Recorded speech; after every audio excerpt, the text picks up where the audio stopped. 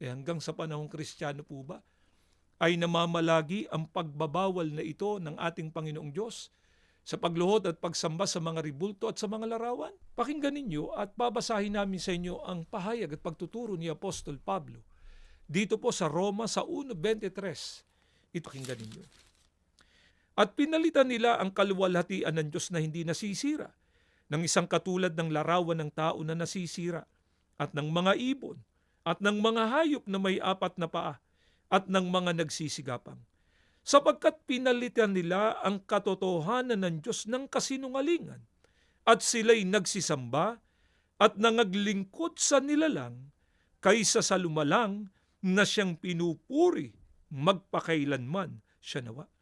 Maliwanag po sa pahayag na ito ni Apostol Pablo na hanggang sa panahong Kristiyano ay mahigpit na ipinagbabawal ng ating Panginoong Diyos ang pagsamba sa mga ribulto at sa mga larawan. Sa patutuo ni Apostol Pablo, meron anyang mga tao na pinalitan ang kaluwalhatian ng ating Panginoong Diyos na hindi nasisira. Ano po ang kanilang ipinalit? Ipinalit nila yung larawan anya ng tao na nasisira, ng mga ibon, ng mga hayop na may 4 na paa, at ng mga nagsisigapang.